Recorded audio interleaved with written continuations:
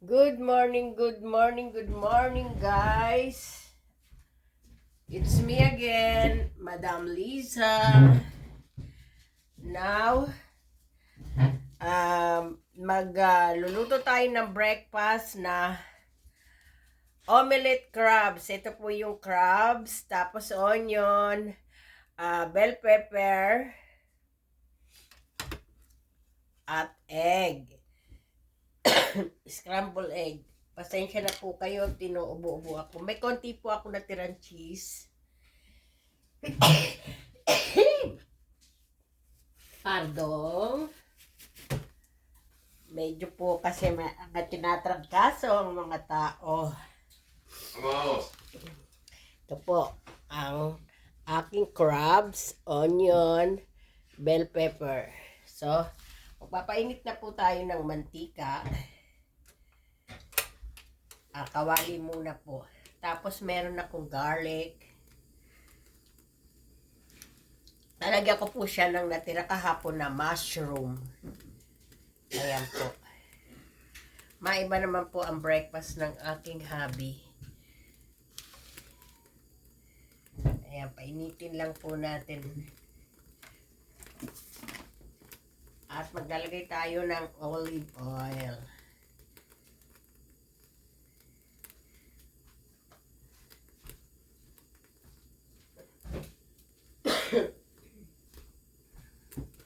Meron din tayong paminta.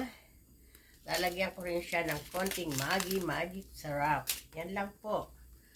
Huwag niyong kalimutan, crabs, onion, bell pepper, kahit na ano pong bell pepper, kahit na anong kulay, at mushroom. Ito po yung chinap-chap ko na kahapon na natira doon sa aking siomay at scramble egg. Ayan po. Gigisahin lang po natin siya.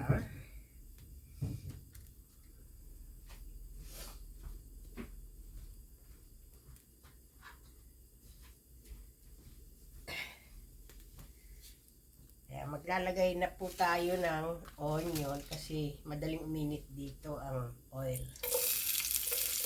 Ayan, narinig nyo? Di ba po, mainit kagad. Tuwing magluluto po ako, lalo na yung gisa, ang inuuna ko po lagi ay onion. Kasi po ang garlic, napakabilis masunog.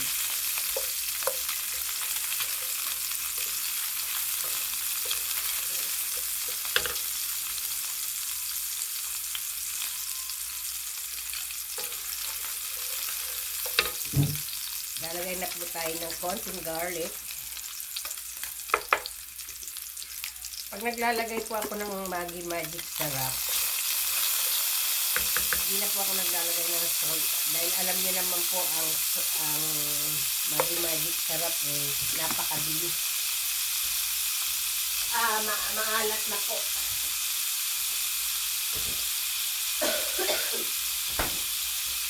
Grabe guys, lahat kami rito inuubos sinisipon. Ako yung last. Ako yung nahawaan nila. So maglalagay na po tayo nitong bell pepper. Mabilis lang po itong maluto. Kaya po ano lang yung aking video. Mabilis lang ang aking video. Kita niyo po. Ayan. Sarap na. Ito pa lang, parang gusto ko nang papakin. Kasi mahilig po ako talaga sa mga crunchy na vegetable.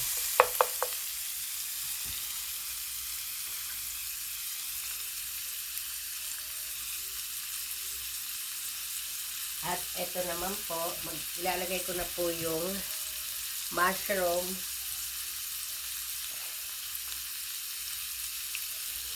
Ayan.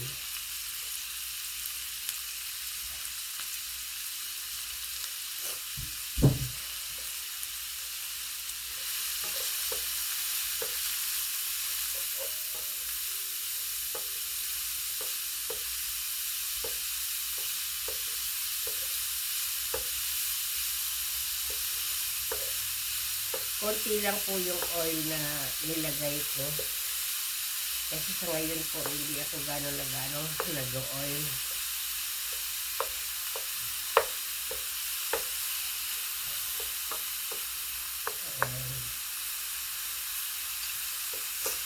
At ilagay na po natin yung crabs. Ito pala pong crabs ay yung mga hiniwa-hiwa na doon sa tindahan na binibili namin. Ito po rin yung nilalagay ko sa soup na halimbawa corn soup na may crabs. Yan din po ang binibili ko.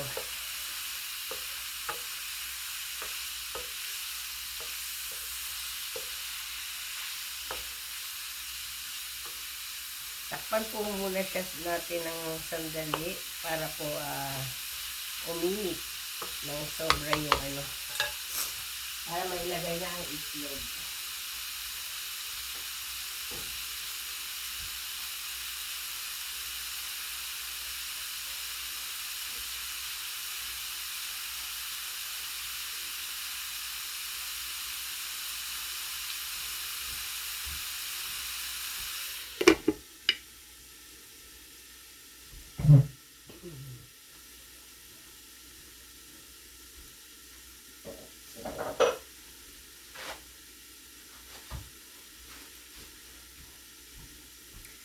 Crabs omelette with mushroom.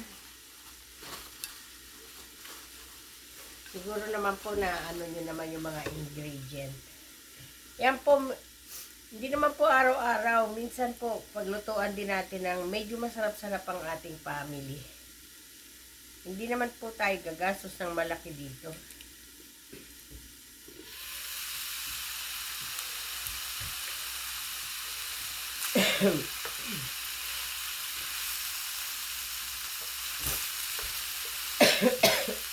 Malamig kasi po sobra dito. Kaya maraming may sakit ngayon dito.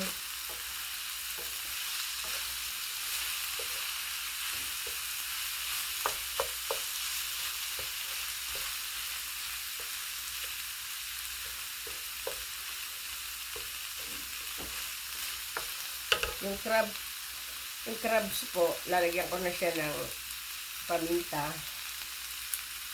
Para yung itlog, hindi na halo-haloin dyan ay maaano pa. At maglalagay po ako ng konting magic syrup. Konti lang po. Yan, para hindi maalat. Yan. Sa lahat. Wala pa nga sa kalahati.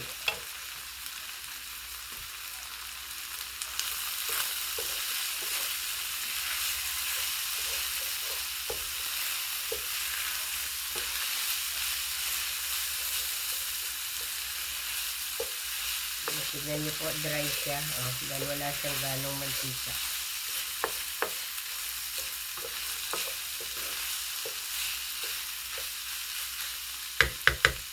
So, ilalagay na po natin yung itlog.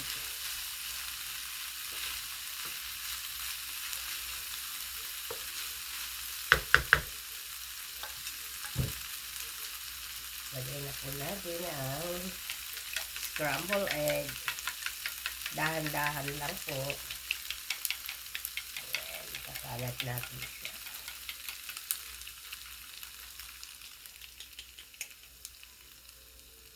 Ayan. Mamaya lalagyan natin siya ng grated cheese. Yung natira ko rin po. Para hindi masayang. Kasi po pagka nag-o-omelette ako dito, gusto-gusto ng family ko, yung omelette nila may cheese. Lalo na po yung bunso ko. Hindi po kakain yun ng omelette kung wala pong cheese. Cheese.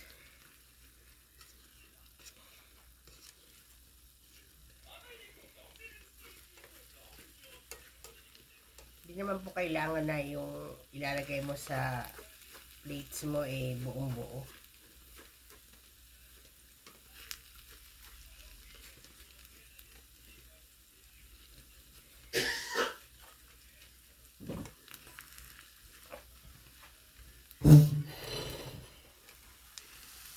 Kailangan po pati yung nasa ibabaw maluto. Ganyan po ang ginagawa ko. Nakalat ko yung itlog para maluto siya.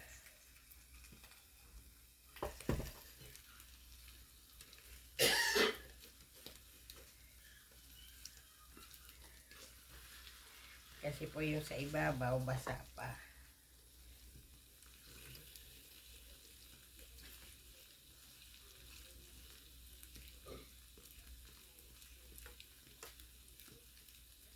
Ayan na po, ang ganda po oh. Crabs omelette with mushroom, bell pepper, onion, at grated cheese. Ayan po, para hindi masunog no sa ilalim. Ayan na po siya.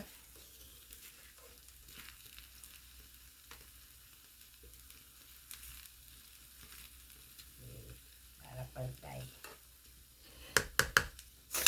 Lagay ko na po itong cheese. Pasensya na po kayo guys dahil inuubo-ubo ako.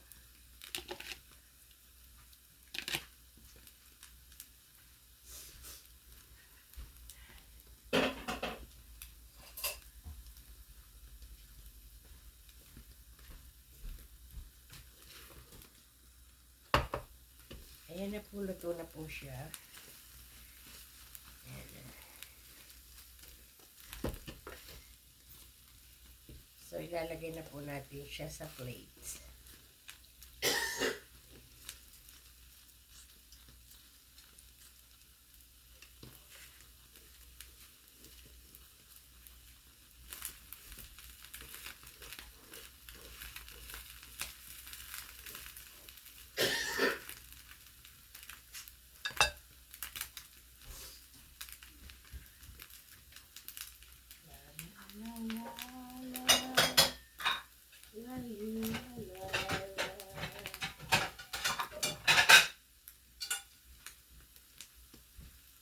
So guys, ayun na po. Papatuloy natin yung apoy.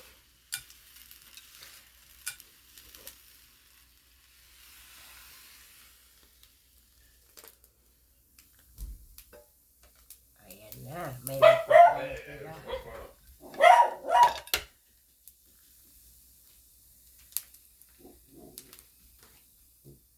Medyo nasunog po yung ilalim.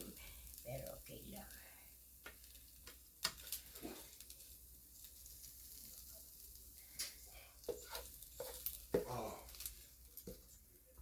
Okay guys, ito na ang breakfast.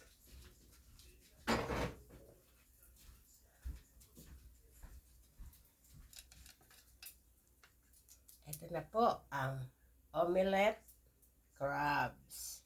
Okay, let's eat guys. Thank you for watching. Don't forget, like and share and subscribe. Ayan na guys. Done. Thank you very much. Madam Liza. Ayan na po ang aking crabs omelette.